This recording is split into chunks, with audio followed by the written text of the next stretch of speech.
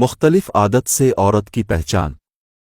جو عورت اپنے بالوں سے کھیل نہیں ہو تو سمجھ جاؤ وہ گہری سوچ میں بیٹھی ہوئی ہے۔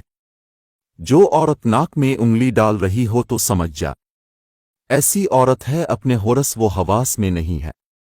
جو عورت آنکھوں میں سننے لگاتی ہو تو سمجھ جا عورت کو محبوب شدت سے یاد آ رہا ہے۔ جو عورت مٹک کر چلتی جا رہی ہو تو سمجھ جا عورت مردوں کی توجہ شدت سے چاہتی ہے۔ جو عورت اکیلی بیٹھی ایک ہی جگہ دیکھ رہی ہو تو سمجھ جاؤ ایسی عورت شادی کرنا چاہتی ہے۔ جو عورت روٹی کھاتے وقت بڑے لقمے میں کھاتی ہے ایسی عورت دولت کی لالچی ہوتی ہے۔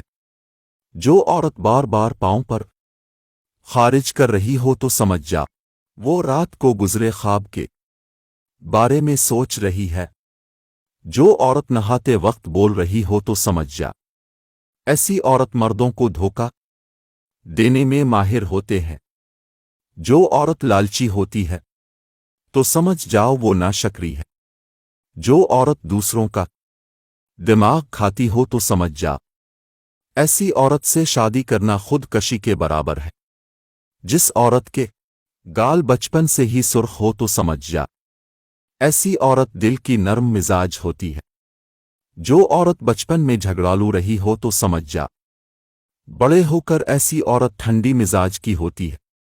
جو عورت نشہ کرتی ہے ایسی عورت کے پاس رہنے سے قوت اور طاقت میں کمی آتی ہے۔ جو عورت منہ کھول کر سوتی ہے وہ دولت مند بنتی ہے۔ جو عورت خراٹے مارتی ہے وہ غریب رہتی ہے۔ جو چھینکیں زیادہ مارتے ہیں بدقسمت ہوتی ہے۔ جو ہونٹ چباتے رہتی ہیں وہ ذہین ہوتی ہے۔ جو رات کو کنگھا کرتی ہے وہ کم عقل ہوتی ہے۔ جو رات کو نہاتی ہے دولت کی بھوکی ہے۔ جو صبح نہاتی ہے وہ کم ظرف ہوتی ہے۔ جو کاجل لگاتی ہیں وہ پیار کی بھوکی ہوتی ہے۔ جو سرما لگاتے ہیں وہ سست مزاج ہوتی ہے۔ جو روٹی جلدی کھاتی ہیں وہ محنتی ہوتی ہے۔ جو روٹی آہستہ کھاتی ہیں متوازن ہوتی ہے۔